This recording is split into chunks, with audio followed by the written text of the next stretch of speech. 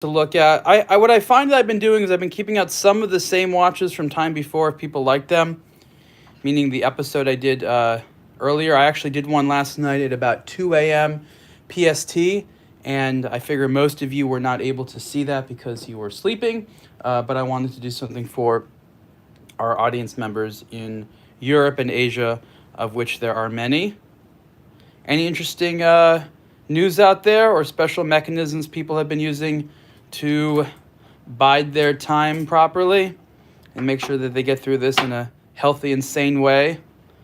I know that everyone out there is just constantly looking at the news to see what's going on. So what I'm doing for each of these downtime 2020 episodes is essentially beforehand I go through some of our archives of watches and things like that. I go through some of my personal collection. There's a mixture of things that are old, that are new, just sort of all over the place.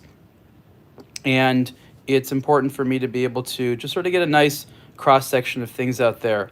Where is everyone today? I want to see a couple of comments. I want to hear where people are and what's going on with everyone. Waiting to see some stuff here. Sometimes this thing gets delayed where I realize when we start these episodes, there's some delay with it. Oh, here we go. So yeah, I understand like the internet is all about going live. YouTube live, Instagram live, Facebook live, LinkedIn has something. Hello, David. Hello, Pim from the Philippines. Hello again, Williams Watches from the UK. I love how I get to see all the different locations that people are coming from here. I guess I'll start with this watch. This is a Porsche design watch. Someone is at home not wearing pants. Yeah, I am wearing pants for the purposes of presentations. I feel very awkward, going on camera, even if you can't see me. I am wearing them. Hello, Blake from Scottsdale, Arizona. Hello, Sunny from Australia. Hello, Random Rob. So many watch shows these days. Yeah, what I was trying to say to people last night when I was doing this was I don't really see what a lot of the other content is out there about watches. I create a sort of artificial self-containment chamber for me where I only look at the media we produce. I see what brands are doing. I mean, don't get me wrong. I do from time to time look at what's on the other publications, but it actually is a little bit of a challenge creatively if you're looking at what other people are doing. So what you'll find a lot is that creatives tend to have a sort of tunnel vision on purpose. Yeah, isn't that a great bracelet? This combination of watch is not one that they actually sold. What does that mean? That means this case, I think this was called the Chrono 1. This case and this bracelet are not actually paired. So this case came with like a blue textile strap, and this bracelet came on different dials. And I said, why can't we just match this bracelet with this dial? And then they went ahead and did that for me. This is some of the most nicely finished titanium I've seen. If you just looked at this, would you know this is titanium? Seeing the brush surfaces and the polished surfaces. Oh, somebody is asking me about my thoughts on the new AP chronograph.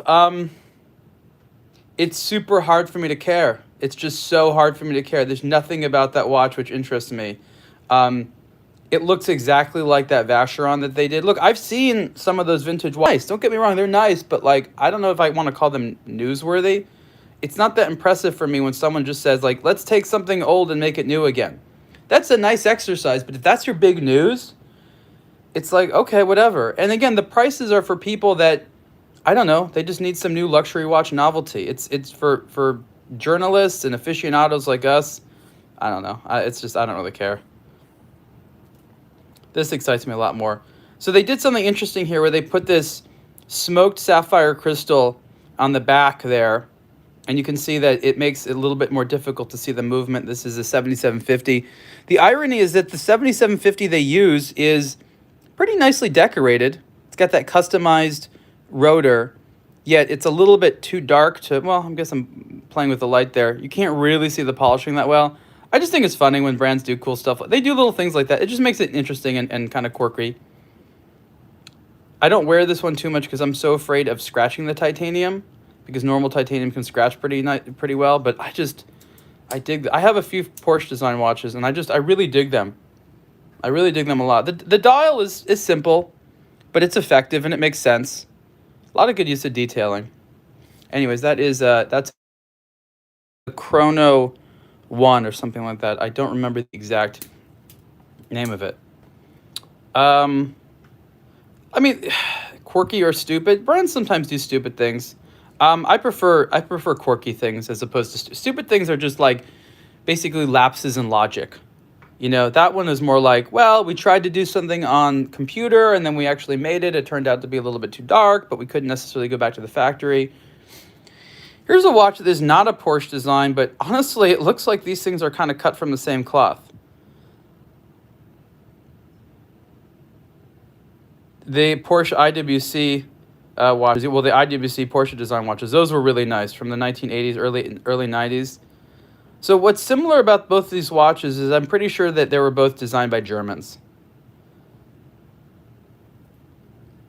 I'm pretty sure that's what that is. This is a Temption, so this is a German brand. So Porsche design, look, it's part of the larger Porsche group, which is German. So, it's Swiss-made, but I consider it a German brand. This is the Temption. This is the CGK 204, I believe. Or let me just double check. I actually don't remember. The CGK 203 is the model I have. Is this the 204? Maybe the 205. I don't remember. But this is a CGK model from Temption. And Temption is a boutique German maker out of Stuttgart, I believe. A Temption watch was one of my first high-end mechanical watches that I bought prior to starting aBlogtoWatch. Hello, Hilux Taco. Hello again. Who's producing the current Porsche design lineup? That is a very good question. They don't have an official partner that they state. So they say they do things in-house, but they do admit that they have some production partners. I'm not exactly sure who they use. They do a lot of their watches. They have stock ETA movements in there. They're clear about that. With the in-house stuff, it's basically designed by them and then produced for them exclusively. Someone thinks it has a 70s vibe. I don't know. So this watch is. I have also the older CGK 203. That is quite a different watch, but both the watches have the same Valjo 7751 automatic movement in there, and the 7751 adds to the 7750's sort of stock 12-hour chronograph, and the 7751 is an interesting movement. It's really hard to properly execute it in a dial. It's sort of a good mixture of complications and value because they're not too expensive. And you see here, in addition to the 12-hour chronograph, you have the day of the week, the month. It has a pointer style date. It's called a complete calendar, moon phase, and then you have, in addition to the running seconds hand here, you have a synchronized 24-hour hand, which essentially operates as an AM/PM indicator. Temption is really high quality for the money. I have a few of their watches. They're rare. I think at some point I heard that, I don't know, something like 80 or 90% of their watches they were selling were being sold in Japan, which is not a bad thing. It's interesting.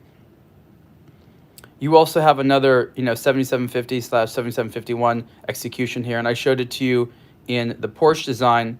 You can see that it's, similarly nicely polished here.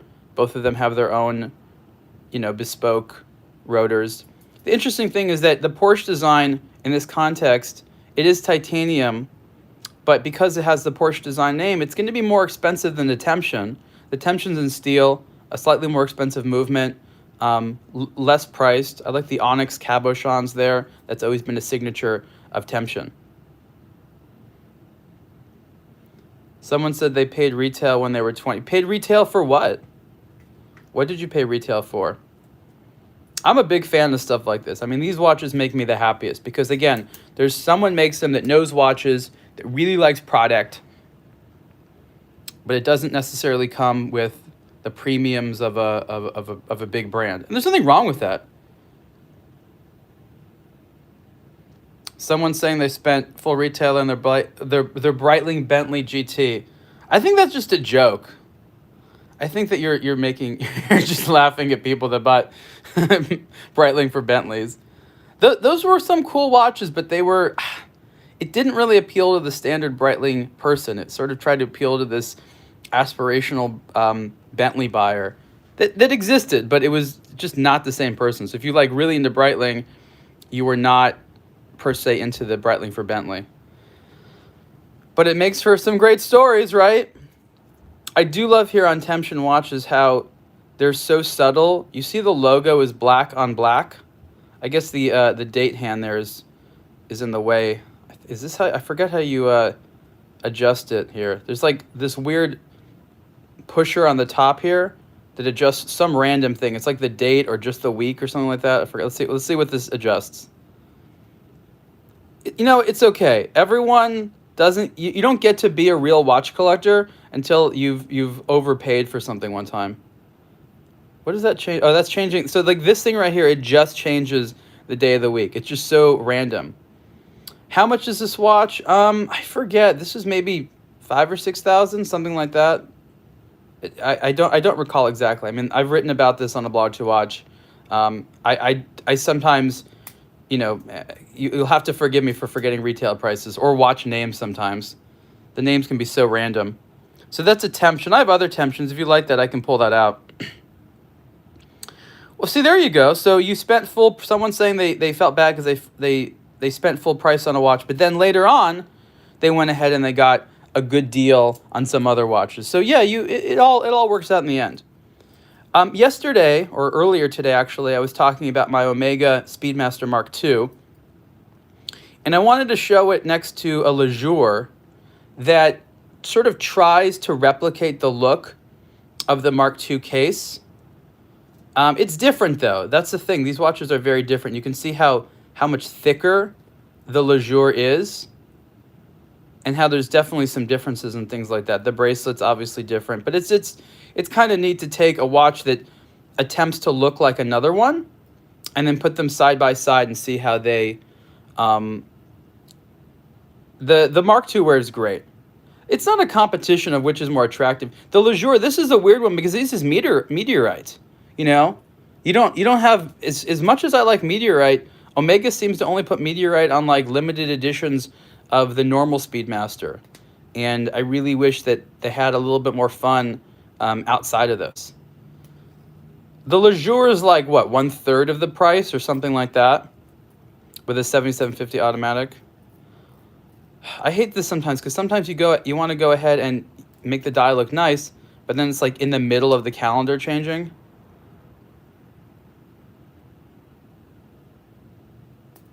So I'll just show you the Lejour versus the Omega Speedmaster Mark II on the wrist. So that's the Lejour on the wrist. I like this watch. It's heavy. What was this watch? This was about 2,000. Is someone excited because they got a good deal in their divorce? Is that what the conversation's already turning into? I guess it's something to be proud of. Right? This isn't bad. This isn't bad at all, the Lejour. Again, worst thing you can say about it is that it's trying to be an Omega Speedmaster Mark II. But it's a definitely nice looking watch. They did a good job with legibility, but I think that in a slightly different world, they could have made the colors a little bit more harmonious. The orange is a little bit too much for me, and then the green color of the lume contrasts against the meteorite just a little bit too harshly. Again, it's very good as a tool watch, but once you start to get meteorite in there, you're talking about, wanting to get a little bit more sophisticated with the design. So it looks nice, super legible. I just feel that some of the colors could have been toned down a little bit because what they end up doing is visually taking precedence, and your eyes don't necessarily get to see the nice organic textures of the meteorite, which is essentially what you want to be looking at when you get a watch like this. Thank you, Blake, for sharing with us the good outcome of your divorce. If only more marriages had good outcomes, right? Oh, I forgot to put on the Mark II. So you saw the Lejour on my wrist. Now here's the Mark II. I have to say, just because it's a more sophisticated watch and it's a little bit better balanced, the Omega is going to be a little bit more comfortable. And remember that there's a micro adjust here. Someone's asking about the movement in Lejour. I'm pretty sure it's just a Valjoux 7750. The Mark II is chunky. Yeah, it's chunky, but here's the thing. It's not... I've worn a Sapphire Sandwich just because it has a ring there for the tachymeter. More sapphire, the better. The more sapphire, the better. I was talking about this watch recently. I've really been into this. This is the Ball Engineer Hydrocarbon Original, and this is one of the watches that uses sapphire crystal in the bezel as well as for the crystal. And this bezel is really fantastic because it has sapphire crystal, then it has obviously the stencil cut out for the numbers, and underneath that are tritium gas tubes. So these are the new flat tritium gas tubes. And this is, I think, the first watch that Ball's really focusing on that uses tritium. This has over 30 tubes in it, but other than the tubes in the hands, it doesn't look like it has tubes at all. Ball, worst name for a watch company ever? No, it is not the worst name. There's much worse names out there. I've seen some names that, look like they say misery or terrible, things like that. There's Fears, there's brands like that. So, having a watch associated with balls is, I think, a lot better than some of the other brands out there that that we've laughed about in the past. And Ball has history, yeah. Trust me, they didn't just come up with the name Ball, right? This was a watch that was related to the American Railroad. The Ball. I just like calling it the Ball Master, because they have a lot of watches that are the Master Engineer or Master that. So I just think that they need to have a watch called the Ball Master. That would work out really well. Okay. There's all kinds of great names that we can think of for the Ball watches. Okay, we could spend an entire episode brainstorming fantastic and humorous names for Ball. I wanted to pull this watch out right here. I think the battery may have died. I apologize. This is a uniform wears watch. And this is one of sort of the early modern watches from the last several years that tried to do high-end quartz. Too much quarantine for you? What's giving it away? How deep do we have to go in our pockets for? Are we still talking about Ball? High ball is a railroad term? Oh, that makes sense. So it's like maybe that's related to the dial. Anyways, so this is a uniform wears, and I liked these watches because they were nicely designed, and they always had sterile dials. So this was, I forget, but this may have been one of the really fancy quartz movements that's like a thermocompensated one. I think they did that with at least one collection here. Looks like a Braun. I mean, look, all of these sort of minimalist things. I do have a Braun somewhere. I'll have to go fish it out. But yeah, it's not entirely dissimilar. But again, you mix minimalism, Bauhaus aesthetic, obviously certain elements of industrial design, and you just don't get too many differing looks. This brand, I think they're still around today. They're out of London. And what I always appreciated about them is they were sort of trying to get about as nice as you could go for a design audience without going too crazy in price and being mechanical. Bring your balls, 2 balls. You guys are really onto this whole thing about... I think you should have a Ball watch slogan contest or an ad contest. I'm going to do that. If you guys can play Ball, I'm going to try to get Ball to give away one of their watches. And in exchange for that, you all have to make ads. Ball watch ads. Full on, a fake ad, like it would be in a print magazine, with pictures and a slogan and everything. I will do that. I will try. I've actually wanted to do that for a long time. I mentioned it to Omega actually several years ago. And the idea was essentially this. There's so much really bad marketing out there for watches. I thought that we could have a design competition where we take a brand that we all sort of know and we try to make our own ads, and the winner gets a free watch. So that's something I'm trying to put together. And if there's certain brands that you think make sense for it, Omega didn't want to do it. They were quite concerned about what the results would be. What's the worst case scenario? There might be an amazing ad that captures the hearts and minds of watch lovers, unlike the ads that they do. Like, is that the worst possible thing that could happen? Speaking of interesting watch brand names, here's a Horridge. What would you rather have, a ball or a Horridge? I feel like I need to have Horridges and balls in my collection. This is the Omnium, which, speaking of Bauhaus style design, is definitely in there. You can start a brick and mortar store with my collection. Oh, look, guys, I've been collecting watches since the very early 2000s, and it's by no means the longest career in collecting watches that I know of, but that's sort of what happens.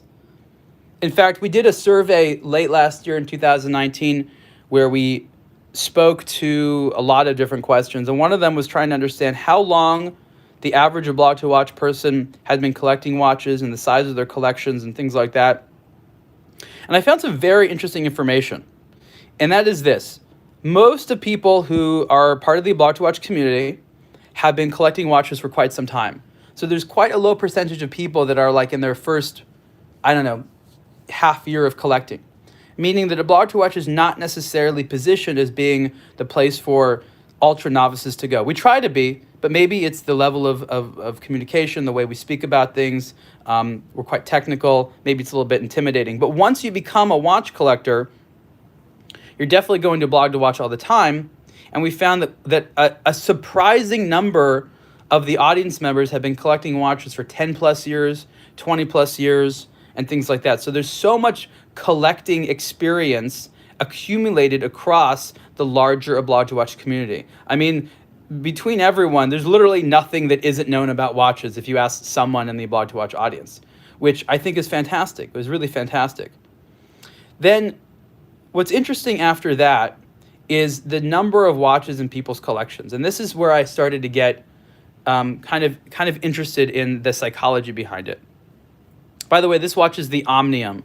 This is the 40 millimeter wide version of the Omnium. It's made in 904L steel in Zurich, and there's actually a sticker over the rear here, I think. Yeah, but that is their in-house made K1 automatic movement. So this is about 3,000 Swiss francs for a pretty nice watch. I'll talk about this a little bit more in a second. I wanted to finish my thought about the audience survey and the size of the collection. So if you are a watch collector and you've been collecting watches for 10 years, you would think that your collection would grow exponentially, right? Like that everyone would have like a collection of like 100 or 200 watches. But that's actually not the case, at least statistically speaking. What tends to be the case is that even if people are buying watches for a number of years, what they end up doing is thinning out their collection more than once. So there's a certain threshold number, maybe 20 or 30 watches or something like that, that after that number, most people can't handle having more watches in their collection. And what they end up doing is, selling them off or trading them or whatever it is. But watch collectors seem to have a personal threshold. And again, it really depends. Sometimes it's as low as 10 or 15 watches. Sometimes as high as 30 or 40. Some people are saying, someone just said they're at 10. Someone said they were like something at 15 or 16. Sorry, I'm just looking at all your comments and everything here. Someone's at 4, someone's at 25 and climbing. So it's interesting, no one is saying anything like 30 or 40 or something like that. Are you guys selling watches or getting rid of them when you want to free up room for something else? Meaning, do you say, I know a lot of people who say they have, I have room for 20 watches. If I want one more, I need to get rid of one. Are there people that go ahead and subscribe to those rules? Hey, 20 G-Shocks isn't bad. I probably have 20 G-Shocks. I love my G-Shocks. I wish I had more time to wear them. Someone's a serial flipper. Someone has a collection of 4 to 5 pieces. Someone tries to keep 10 or less. Okay, so that's very interesting. So what everyone is saying, at least in this limited sample group, validates the data that I've been seeing. And you have to remember that I have to look at this data and try to extrapolate meaning from it. A lot of times, in the watch space, especially when data is being collected, no one really analyzes it and tries to ask themselves, like, what does it all mean? So I had to put these things together. So I do a lot of analysis and thought based upon this data. Okay, so one last thing I want to say about the K1 automatic movement, which is made in-house by Orange. And this is something that I really like, and hopefully nerds like me will also appreciate it. And that is the date window here.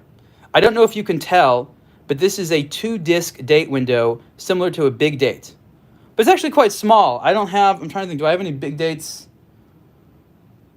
around here? I do not. I wanted to compare. Anyways, this is a small big date.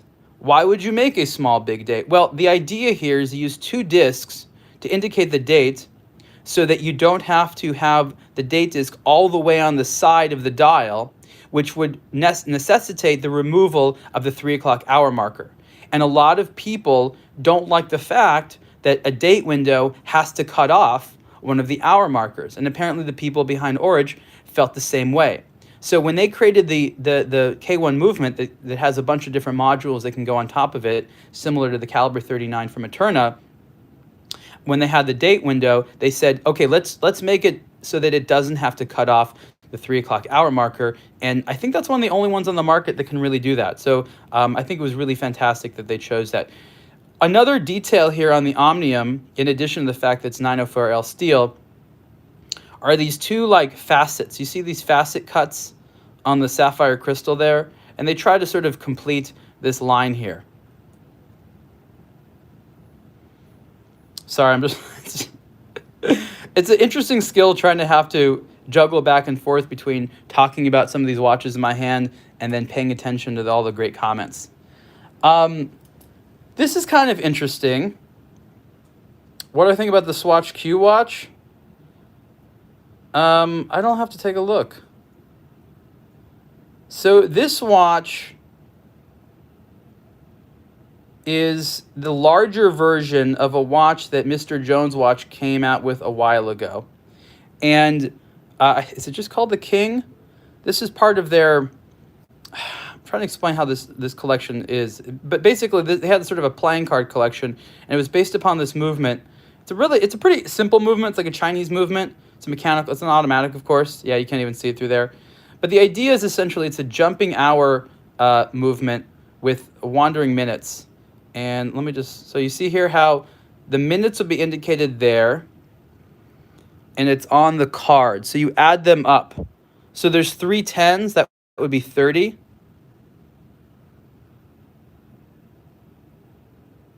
So that's 15. So, A's plus 4. I guess I'm going the wrong direction there.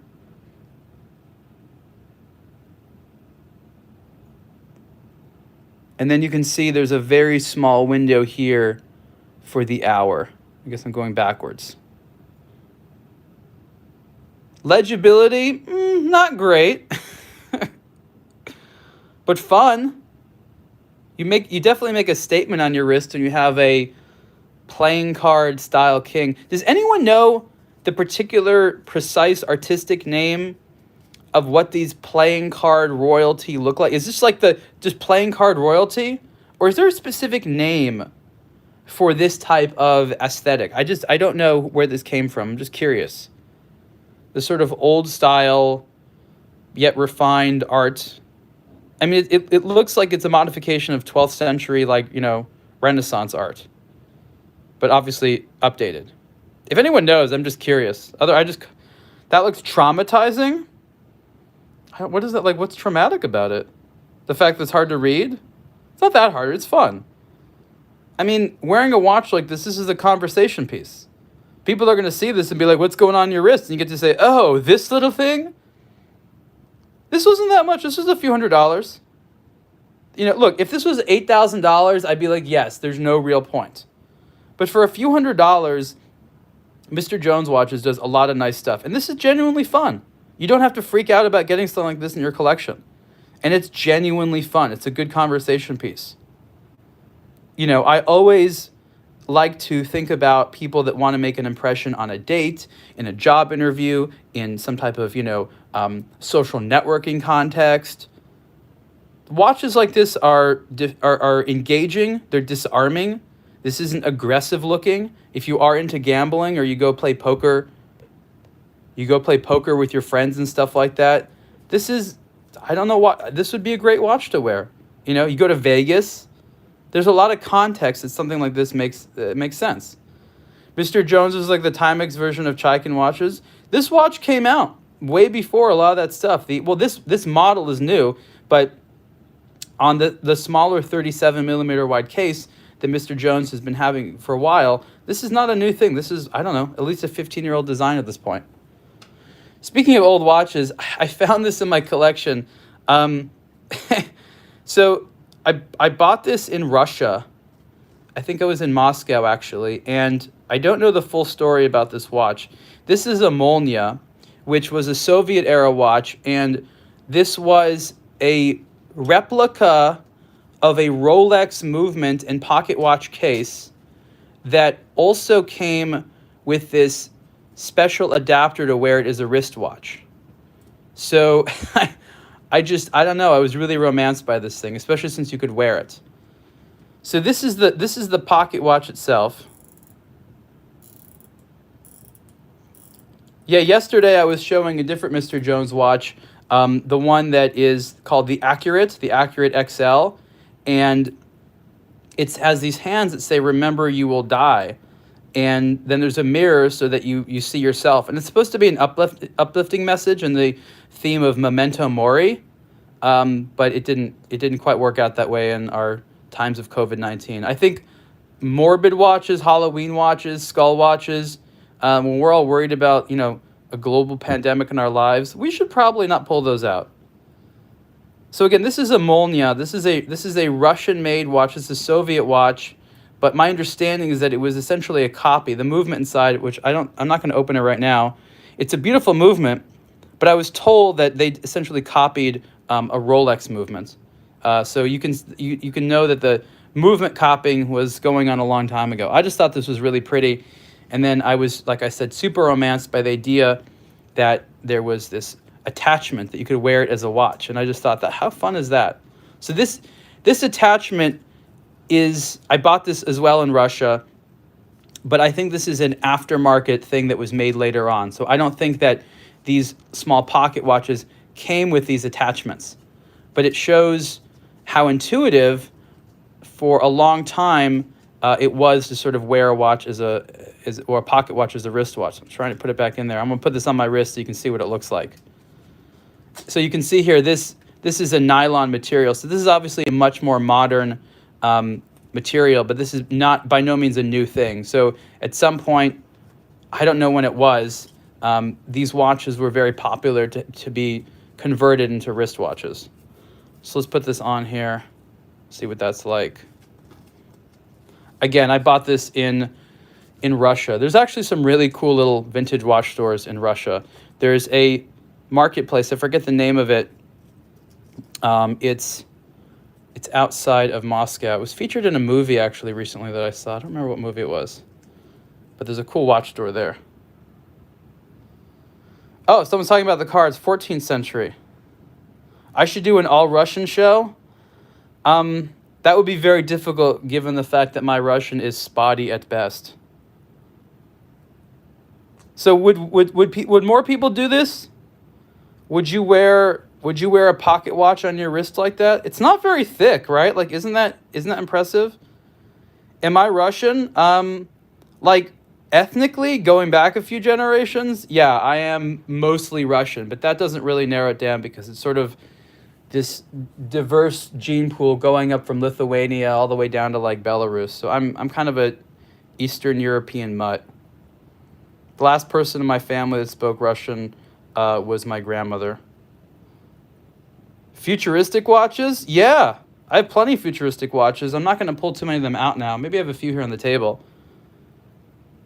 Isn't that neat, though? Just the idea. I mean, like, there's going to be a lot of, like, watch nerd, you know, gatherings that we're not allowed to do now, that something like this comes in. I had another Russian watch here. It was a Raketa, which was a brand new one. So Konstantin Chaikin, he's obviously making watches in Russia. Raketa is making watches in Russia. I don't know. There's some of the Vostok. There's Vostok Europe. There's Vostok Russia. They might be doing some stuff, but there's still watches made in Russia.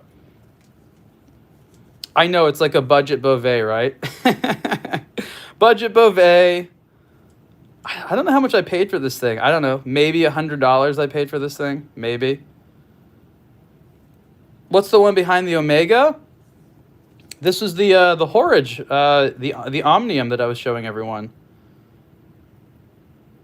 The left side. Are you talking about this one, the Porsche design, or this on left here? This is a Marathon. This is the Marathon. This is the GSAR Anthracite. Green strap. I'll get to the green strap. I love this watch right here. This is so nicely done. What Dennis says the dream watch? Which one is it? The Marathon? I gotta change the strap out though. I find this is a gorgeous watch. When it's in black, it's really gorgeous. But this black rubber strap that has a lovely vanilla scent is not necessarily what I think it could make this watch the coolest. This watch could get really cool on the right type of strap. I'm not sure what though. Okay, I'm going to get to some more watches. Speaking of watches from North America, even though Marathon is a Canadian brand, it's Swiss made. This is from Le Chaux de Fonds, but it is a Canadian company. This is the Timex American Documents. This is from the first collection of Timex American Documents. And if you recall, this watch, other than the movements, everything is made in America. So what's made in America? The hands, the dial, the case, the crystal, the crown, the strap. I want to point out an interesting detail here on the crown. What do I feel about Theo and Harris selling water-damaged watches vintage? Oh, Blake, what a question. All right, listen, guys. This is maybe not everybody wants to hear this advice from me, but don't buy vintage watches you see online. Just don't do it. Vintage watches are a very specialist type of purchase. If you don't know what you're doing, you're going to make a mistake. They're fantastic to collect. The thrill of the hunt in getting vintage is second to none. Getting that right one in that right condition, it's fantastic. But I'll tell you what, everyone I know who buys vintage watches, everyone I know follows this pattern. I've been looking for it. I'm romanced by it. I'm hunting it. I want it. I will go so far to get it. I will travel to other countries. I will spend ungodly amounts of money. I want it. Oh, now I have it. What can I buy next? The point I'm trying to make is that the moment people acquire that vintage watch they want, they all of a sudden stop caring about it. They put it in a box somewhere, they forget about it, and it's all about the next acquisition. So what I've found that's quite interesting to me is that a common thread amongst not all, but many of the vintage watch collectors is more that they're interested in the hunt. That's what gets them excited. And then they have the watch. It's like a trophy. Like I had to research that. I had to find it. I had to talk to a bunch of people. I finally found one. But they don't actually want to wear it, which I guess is fine. It's a good hobby. But I like to wear watches. Anyways, the point that I wanted to sort of make here is if you look at the crown, it's very finely toothed. Right, so crowns normally, not all of them, but they have a texture on them. So I'll compare it here. This Porsche design has a nice sort of knurled texture to it, which is clearly designed for gripping and things like that. But the one here is a little bit different. And what the point I'm trying to make is these are actually small gear teeth. And so in order for Timex to go ahead and make all these parts in the United States, they had to be clever. And they had to repurpose certain manufacturing techniques that its suppliers would use. So this is actually designed to make a small gear that's used in, I think, a sophisticated weapon, if I recall correctly. But this gear has been repurposed essentially as a watch crown. And so I find that fascinating. So this is probably the only crown that I know of on a watch, which in reality is supposed to be an industrial gear. And I think that's fantastic. So someone says Timex produces a lot in the Philippines. That is correct. Timex is one of the first companies to sort of really invest in outsourcing before it was sort of popular. I think they started that in the 70s, and at that time, the United States had a special relationship with the Philippines where they're trying to exchange a lot of stuff. So it's a wholly owned facility in the Philippines, as I understand it, by Timex, and this watch has nothing to do with that. So nothing from the Timex facility in Philippines, and they make a lot of their quartz movements there, for example, has anything to do with this. Oh, somebody keeps asking for the Timex, the Giorgio Galli one. It's around here somewhere. I do need to find it. I will bring that one out. Anyways, I thought for $500 for a watch, this is made of America, Swiss movement. It's quartz, but I thought these were really nice. Thoughts on RGM watches. I've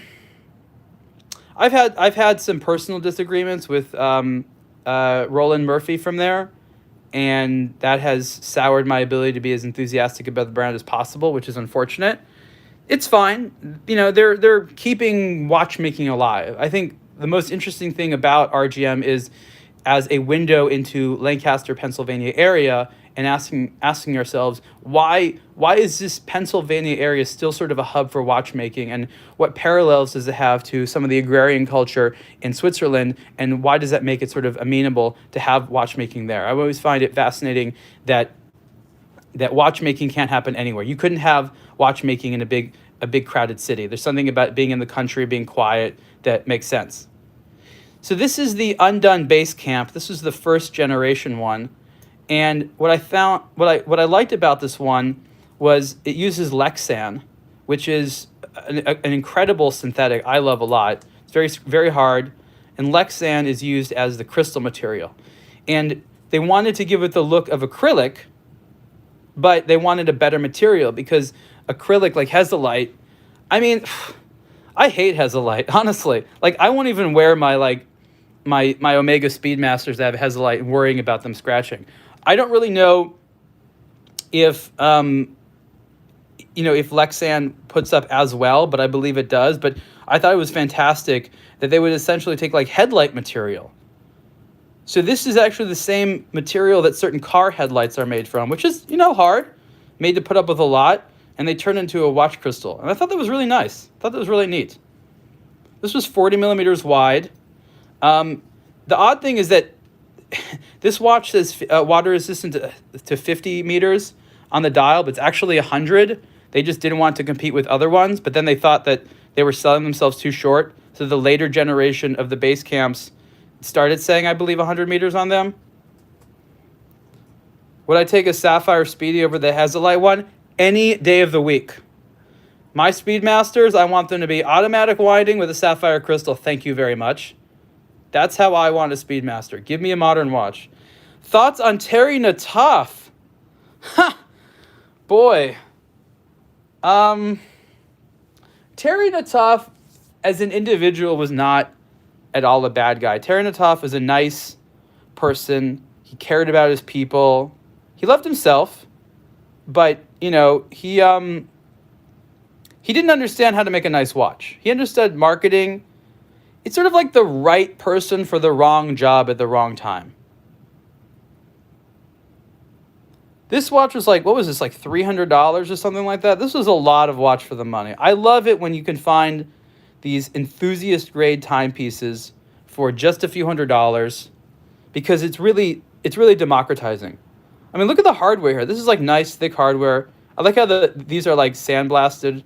Doesn't match the finishing here, but just sort of a nice free moving bezel. I prefer clicks, but that's fine. Rambo style. We should do a whole thing on Rambo watches. There's some like, what was that watch in, I think, First Blood he was wearing? It was like a basic digital watch. It's not that cool by today's standards, but Rambo has had some nice watches.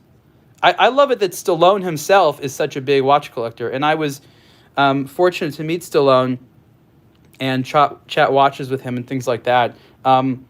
He's a real aficionado. He's really someone that loves art. He paints. He cares a lot about quality. So he's definitely one of like the good ones when it comes to celebrity watch collectors. Him and Schwarzenegger. They have slightly different tastes, even though there's a lot of overlap and they're different people. But those two guys are like my celebrity watch heroes. Look, put yourself in Stallone's shoes. He basically made Panerai what it is, and I don't know that I'm sure he got some stuff out of it, but I don't know. It's sort of like he didn't really get credit for that. Didn't get credit for it.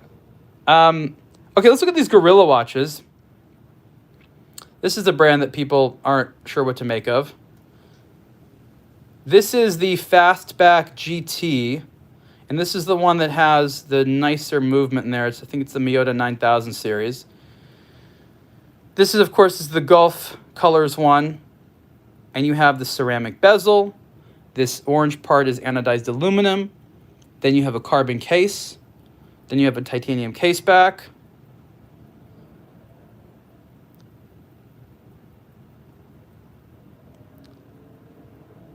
I think it's the Fastback. Now, there's one called the Silverback. But yeah, but this is the Fastback GT.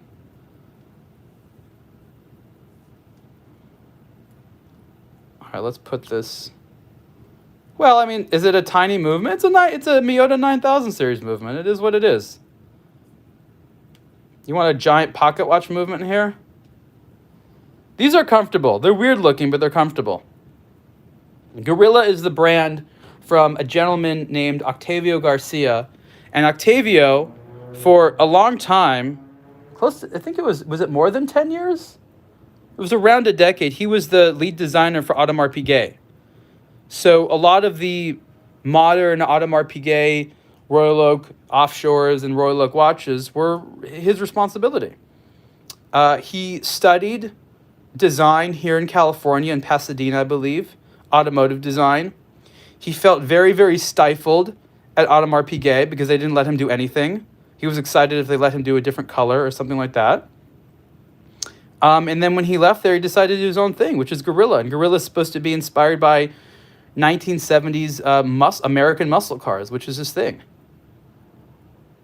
Look, some people are trying to compare this to Seven Friday. Yeah, but this is a lot more of an enthusiast product. A lot more of an enthusiast product. Speaking of enthusiast products, the most enthusiast product from Seven Friday is this, and this is their watch with the star wheel. So this watch is very special because it's probably the most affordable watch on the market with the wandering hours complication, as they call it. And so at Audemars Piguet, there was a watch that had this complication, and Octavio Garcia always wanted to make a new version of it. Audemars Piguet never wanted to do it. And so for years, he wanted to make a watch like this. So he finally was able to do one within Gorilla. And the movements, it's a base ETA, but it has a module created with, I want to say, Vaucher. So this was like $2,000 or $3,000 or something like that. A lot of watch for the money.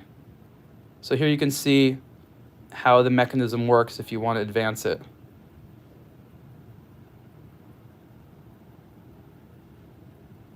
It's funny because I'm sitting here doing this, and I don't know if you can hear the ticking.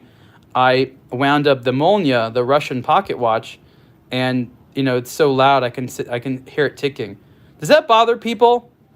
I'm someone that really doesn't like to hear my watches making noise, but some people love the reassuring tick, tick, tick, tick, tick, tick, tick, tick, tick. So let's put this Gorilla on the wrist. Why did I forgetting the name of this watch? They all just call them the Fastback limited editions. They're all Fastbacks. Sorry, somebody was saying something about selling on Chrono 24. What's selling on Chrono 24? Rotor noise annoys me. Yeah, I hate that. The Miyota, for whatever reason, some of the Miyota watches are really loud. The rotor bothers me. Not all of them, but some of them. So what is it that people found odd about the Gorillas? Was it just the size? I don't know why people just can't get down to wear a different design of watch. It's comfortable. It stays on the wrist. It doesn't slide around. I guess it's big, but who cares? The difference between this and an oar work? That's a long conversation, my friends. A long conversation. Someone's saying that Sellita movements are trash. I don't know about that. I've had good experiences with them, but, you know. Oh, so you're saying that this watch is selling for higher than retail? Oh. All right, that's cool, I guess. Looks like a toy watch. Well, aren't most watches these days toys, sir? I mean, honestly, we buy these things because they're enjoyable toys. Speaking of enjoyable toys, this is the Eterna Kontiki Diver that has this case that opens up like this. I love this watch. This is not the stock strap. Oh, Eterna, where have you gone? Are you in hibernation? Are you still making movements? Oh, Eterna, where art thou? So you can see here, this is how you rotate the bezel. This watch came out in like 2008 or 9, very ahead of its time. It was it wasn't overpriced, it was just more than what people wanted to spend. And then Porsche Design had their own version of this. So Eterna at the time was making all of the Porsche Design watches. The Porsche Design was a little bit simplified. The dial used a different movement and didn't have a power reserve indicator, which I thought was a key element here because this used I'm blanking. What's the ETA movement that has the power reserve? Is it the 2895 maybe? I forget the specific movement, but there's an ETA movement that has a power reserve indicator they used. This one's cost chronometer certified as well. This was a 1,000-meter diver. I just thought this was fantastic. I love this watch. Let's put it on. These articulating lugs. So cool. This watch is from MAT, I believe, and I ironically happen to have an MAT watch here on the desk to look at. Thank you. I'm glad you like the green strap. I chose the green strap for this. So I decided to put that green strap on there. That is I believe, a 24 millimeter wide strap there. So someone was talking about tall watches. How's this for a tall watch? Just walk around like that. There we go. That's the way you're going to walk around. Just sort of have it off your wrist like that. Does that look good? Does that look good? I think so. Boom. I love this thing. What a great dial. What legibility. I mean, this is tool watch incarnate as far as I'm concerned. Over-engineered tool watch incarnate. My cup of tea. It's too crazy. Not crazy enough. Yeah, so you can see it says MAT there on the strap because I put the strap. The stock strap was fine, but it was long, and there was this complicated deployment, and the deployment was all big and chunky, and that's fine and all. I don't like big deployments. I hate that. I hate when there's like this large mass of something underneath your wrist. Yeah, people keep mentioning the Giorgio Galli watch. The Trident second hand. I know, isn't that great? I love looking at this thing. I could look at it all day long. All day long. Let's put it over there on the side. Almost out of watches here, everyone. Then we'll have to go to another show. So this is another MAT. This is another one of their straps. This is a textile strap. It looks great. You know what I like about this textile strap? Even though I'm not the biggest fan of how textile straps wear, they look great. It doesn't fray that much. And one of the things that I have a problem with a lot of textile straps is the fraying. It pisses me off that they look like they fray.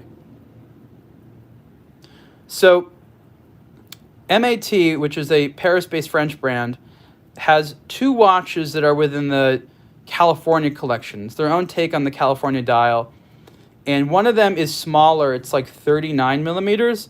And this is the California XL, which I forget, what is it, 42 millimeters? Maybe something like that. And they put the crown on the inside to make it sort of lefty style. I thought this was a very handsome timepiece. The hour markers in the hands are gold toned, sort of to match some of that vintage Rolex or Panerai dial look. The funky watch at the top left of the table, middle left. The one that has the face on there, I'll get to that at the end. NATO straps bother you. I'm so sorry, sir. Some NATO straps bother me as well, but the comfort of a NATO strap is I don't know, unparalleled as far as I'm concerned. Truly unparalleled. I'm trying to end this episode soon because I got to get outside. If I don't go outside for a hike or some exercise and some sunlight every single day, I'm going nuts. Is everyone out there doing your daily amount of exercise? We need to get circulation. We need to get vitamin D. Sorry to sound like your mom, but as human beings, we are not designed to be sedentary creatures. We are designed to move around all the time. All the time. We got to walk. We got to exercise. We have to strength train, meaning you have to lift heavy things. You have to increase your heart rate, which is cardiovascular. And then the one they don't tell you about is called range of motion. And that is essentially stretching and making sure that you are limber and you can move properly and you don't get stiff. Stretching is sort of the cure to being stiff. Okay, let's see. Last watch before we go. I'll get to this one next time. That's a Brellum. But this, is this what everyone wants to see? This is an Azimuth Mr. Roboto. This is the Mr. Roboto 2, actually. This followed in the footsteps of Mr. Roboto 1. 10 squats and 10 push-ups every full hour. That sounds like a good plan, Pilot Styles.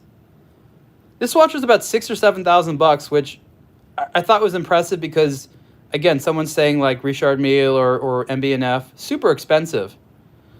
Look at the rotor there. This is quite interesting what they did. It's called a mystery rotor, and the rotor, essentially the weight is hidden. I guess it's a little on the heavy side there. The weight is hidden, and there's this sort of transparent part here. So it doesn't really look like a rotor. Let's move it around there. I guess it's moving. Yeah, there we go. You think Jay Leno wears one of these? Is that what we're talking about? A Mr. Roboto? Last time I saw Jay Leno, he was wearing an Apple Watch, actually. The Piaget Altiplano Automatic. Is that the 43 millimeter wide one? I love Piaget movements. I love the Altiplano. I just wish their hands were a little bit longer from time to time. So let's adjust the time here and see how this works. So the mouth is a retrograde indicator for the minutes. Then we have the hours. And then this over here is actually a second time zone. So you can have two time zones on here. So you can see here how the hand is operating. Boom.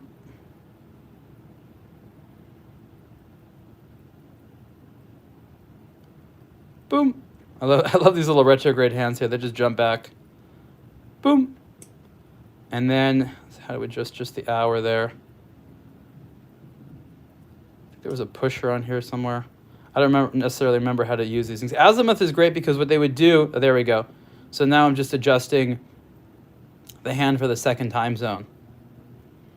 I don't know about you, but I am obsessed with having watches that look like faces. It's like this new thing for me. I never thought I would be into it, but I really like when a watch face looks like, you know, a face. There's a term for it, I forget, but the human brain sees faces where there's no faces. It comes up with a face. And we like to put things that look like eyes and a mouth and nose go together. These are things that we do naturally, and when we have them in our instrumentality, it creates a sort of strange familiarity to them. So even though we know this is just a watch dial, it also looks like a Mr. Roboto. This was inspired by 1950s wind-up robot toys, and if you can look at the crown there, that's made abundantly obvious by the wind-up key style crown, which I think is really, really fun. Really, really fun.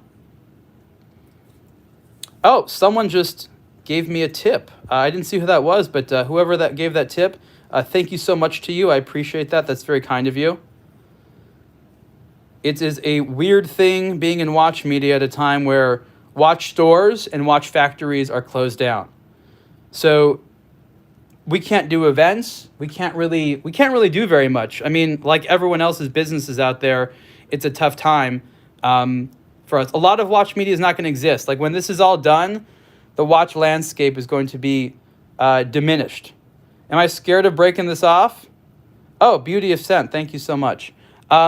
That's a good question. I mean, look, the position of the crown is in a place where it's not going to get hit that much, but I wouldn't wear this as a sport watch.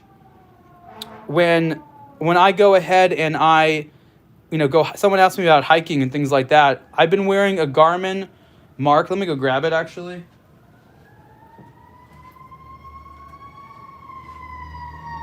Oh, there's the sirens. That's been, like, we don't hear planes anymore, but we hear sirens all the time. So this is the Garmin Mark. This is the Mark Driver. This is probably what I'm going to wear, because I'm going to go on a hike, and I've been putting some media together and doing some study about the best watches for hiking. So I've been testing out this watch that has its own operating system. I've been testing out the Apple Watch. I've been testing out Android ones. I'm really trying to figure out which watches make for the best training devices for when you want to sort of train solo. I want to show you this bracelet here, which is not per se new. Garmin's been making it for a while, but it's one of the only bracelets that I have that fits well as a sports bracelet. So if I'll go jogging or hiking with this thing, no problems. It doesn't slide around. And what they do is there's silicone on the inside, and it fully articulates here, but you have these titanium links on the outside, which I think are fantastic. This thing, you have to charge daily if you use it with GPS. So when you start the hiking mode, it activates GPS, which is a Garmin, so it makes sense, and then it tracks you, and then you have a little map afterwards that shows you what your route has been. It's been a wonderful experience for me in this sort of new time and technology to do things like hiking and to wear smartwatches that track you and do new things. I like, for example, just knowing my heart rate. That's really good. So right here you have your heart rate all the time. And if I'm working out and my heart rate goes too low, I try to make it higher. And then I look at sort of the average heart rate that I would experience afterwards. I have no idea right now why it says that sundown is at 10:09 p.m. It's not, so I'll have to check that one out. Maybe it's showing a different place in the world. Like I said, battery life is good, but it drains heavily if you are using GPS. So if I'll go on like a 2-hour hike and I'll track that with GPS and I'll wear it for a few other hours and I'll get back at the end of the day, it's down to about 80 to 85%. That's not horrible or anything like that, but you can still use it for like a full-on day with GPS. Which watch on this desk here have I worn the most? That's a very good question. I'm not even sure if I've worn all of these watches outside of the house. Just knowing my tastes, I'll tell you what. Something like the Marathon, the G-SAR, 40 millimeters in black, I'd wear the hell out of this all the time. The Mr. Roboto one, it's big and it's heavy, right? So it's not the type of watch that I would sort of wear all the time casually. The more comfortable a watch is, and the more I can tell the time, the more I'll wear it. So this one I've worn a lot, actually. The Mark II, the Speedmaster Mark II, I've worn a lot. I'm a bracelet person as well. So this watch, the American Documents one, if I was wearing like a black and white tuxedo or suit and tie all the time, I'd wear the hell out of this. But that's just not what I wear on a normal basis. There's not a lot of places I can wear something like this where people appreciate it, so I don't wear that one that much. Something like the ball right here, I'll wear a lot because I'm a steel like tool watch guy. Like for me, if you look at my collection, it's mostly steel tool watches, heavily based around diving watches on a bracelet, and that's what I like. And this one, I mean, this is a $3,200 watch because it's got a fancy movement. It's a modified ETA 2836. It's got anti-shock, anti-vibration, anti-magnetism. It's got tritium gas tubes. It's got a bunch of stuff in it. So I love the fact that if you have sort of a conversation with a watch nerd, there's so much to say. But if it's just sort of a daily wear, no one's like, what's that weird thing on your wrist? And those are some of my favorite watches to wear. Somewhere the Girard and the Eterna. I mean, look, if thanks to social distancing, I don't have to fend off people wanting to wear my watches. I can say we're not supposed to be hanging out, so I can't let you come over and touch my watches. So that's going to be it for today, everyone. Thank you so much for following along with Downtime 2020.